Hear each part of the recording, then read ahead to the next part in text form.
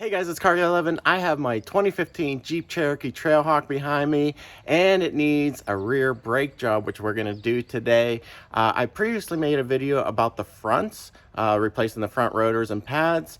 There are some special things about the rear, so stay tuned for this video. We'll get into it. But yeah, going to replace the pads and rotors on it as well. It has 82,000 miles. I've never replaced them before, so it's due. So let's pull it in the garage and we'll get right to it. All right, guys, I wanted to show you the part numbers. Bosch kindly provided the rotors and pads for this project, and they also did for the fronts. So I'm running the same front and rear, but these are the rear part numbers. These are for the Jeep Cherokee Trailhawk. I will put a link below for these, so if you wanted to purchase them. I did do one side, and oh my gosh, look how bad the rear rotor is corroded. Now I get a lot of salt. This is a winter vehicle, daily driver, so and this has been on the car for over 7 years at this point. So yes, they need a change. The front wasn't as bad. The inner part was definitely corroded. So let's get into the install. Now, the first thing special about changing the rear brakes in a Jeep Cherokee is you have to put the brakes into service mode because they have the electronic e-brake. So you have to put it into run. And then you're going to find your way into the menu, settings menu. You're going to look for brakes. And then you're going to go into service mode. And it asks, would you like to retract the parking brake to allow brake system for service? Yes. Okay, I'm going to press on the brake pedal and release the brake. Now that the brake is released, I'm going to try this again.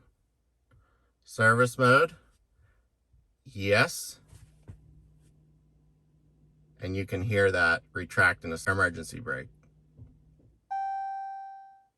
Parking back retracted. All right.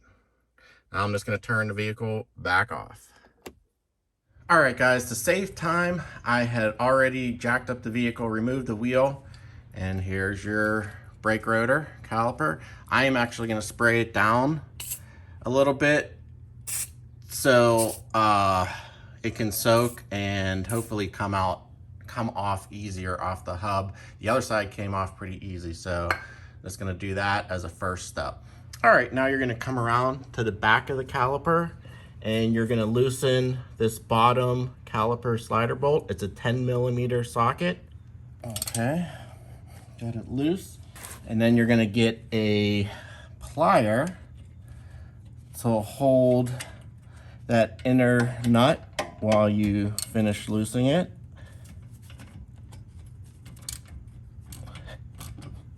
And just remove it all the way. Now, this should be able to slide.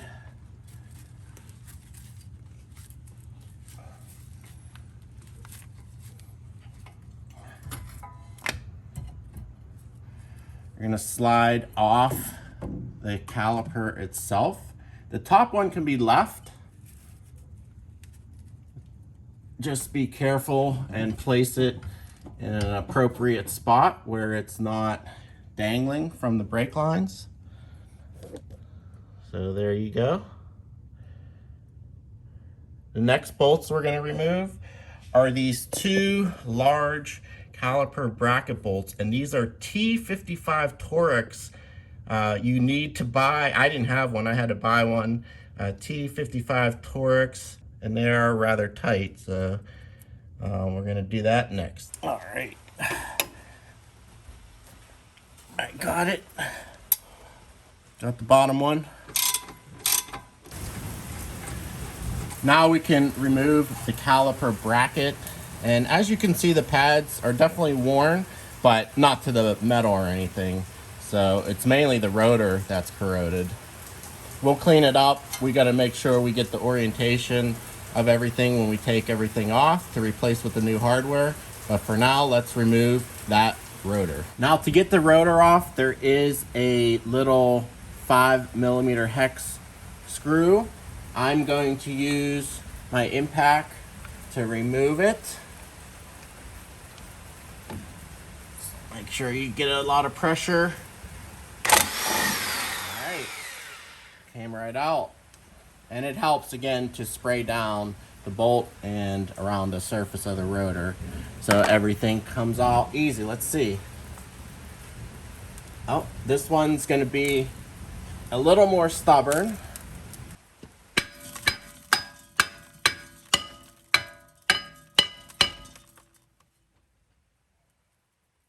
All right, there it goes.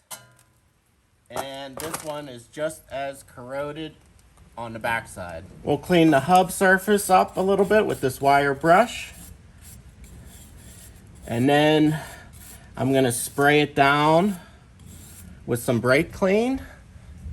And there's already some anti-seize which helps around that hub. We're gonna apply more.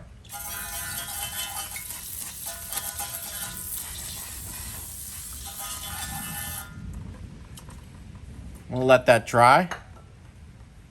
And in the meantime, we will work on the caliper, getting the new hardware in. All right, so we're gonna remove the old brakes and hardware. And this, I like to take my time, make sure I have the orientation correct, because it does get very confusing really quick where everything goes. So first thing, I'm gonna slide the pad out, and want to take note that the squealer, this metal piece down here, is on the bottom. So this is how it's oriented in the vehicle. So that's one thing I'm taking note to make sure when the new pad goes in, the squealer's on the bottom. Then we're going to remove this hardware. Now Bosch provides all new hardware for the caliper. Also the grease that you need to apply to the top and bottom and the back of the pad. So that's all included in the kit. I'm going to use some needle nose to remove this. And then again, I want to take note, this is the orientation. So I need to find the clip that matches this in the package. This is not the right one because you'll see this edge here. This is the correct orientation. You just want to make sure it goes in the right way. Now before I actually put it in, I'm just going to put this on the side. I'm going to get that wire brush and clean those surfaces, the mating surfaces. Make sure there's no rust and debris there. But these actually look fairly good. They have a good coating on them because they're not all rusty. So happy about that. The rotors got rusty, but not the brackets and the main parts. All right, that looks good. Then you're gonna snap the new clip on by hand. It should just easily snap on. And that's all there's to it. Now I'm gonna replace the top and then of course the other side. All right, all the new shiny hardware is in, and we're gonna now place the pads into that caliper bracket. But first we have to apply the grease to it. So we wanna apply it to the top and bottom and then the back of the pad. But we got to make sure the orientation is correct. So again, I'm gonna make sure we're going the right way. We want the squealer on the bottom. So that means it has to go this way. This pad is going in this way. So we could start with this one. You don't have to overdo it with the grease either. Just a little bit at the top and then a little bit in back. And I like to spread it around. Now you don't want to get this on the rotor, so you want to be careful. I took my gloves off so I could wipe my hands and not get the lubricant on the gloves, which I will then touch on the rotor, so just be careful with that.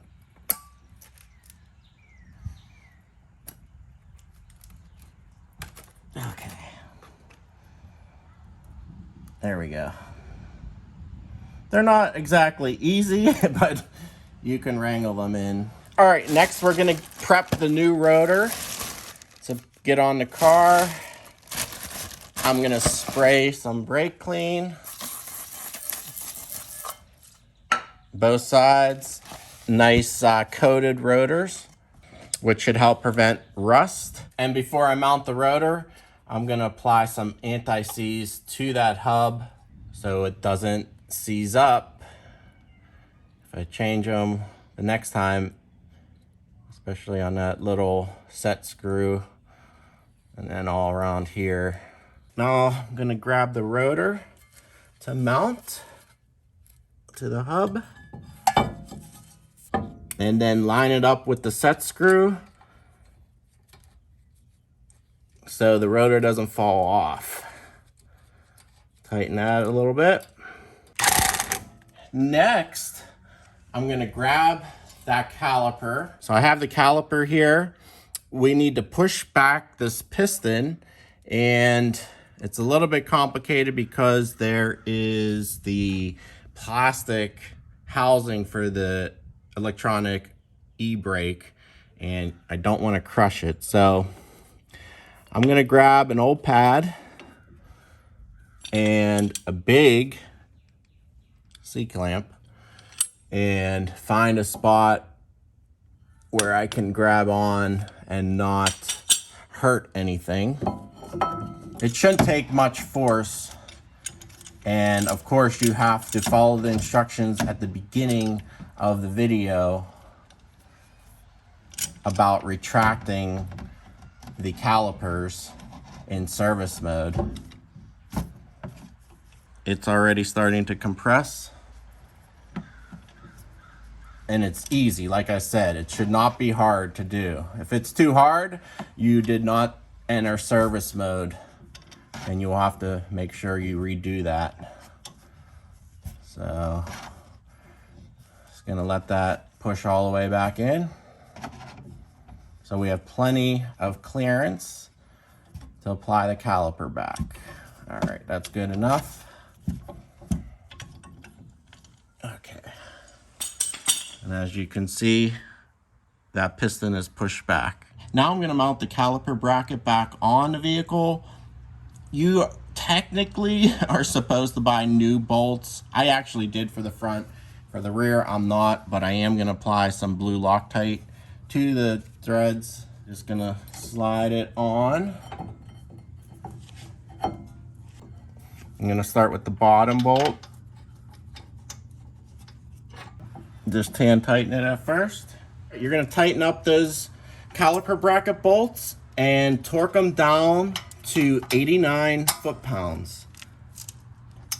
All right, everything's torqued down. I'm gonna push carefully on these pads to get them close to the rotor. And now we'll slide that caliper back on. Oh, and you wanna make sure these sliders are sliding very nicely, which they are. Otherwise, you'll have to remove them and grease them. Grab the caliper, slide that top slider in, and then just simply let it slide on. If you retracted the piston, it should go right on. Now we're gonna put on that bottom caliper bracket bolt. I'm gonna put a little bit of Loctite on it as well. 10mm bolt.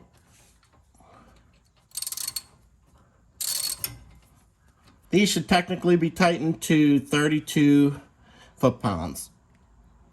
Okay, now everything should be moving.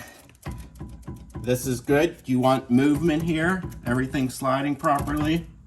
And that's all there's to it. Now I am gonna put the wheel back on, and then I'll show you how to reset that parking brake. All right, let's get in and start it up. First thing I wanna do is pump the brakes several times. Pedal feels fine. And up on the screen, it still says the parking brake is retracted. So I have to press the brake pedal and click on the switch to re-engage it. Parking brake reset complete.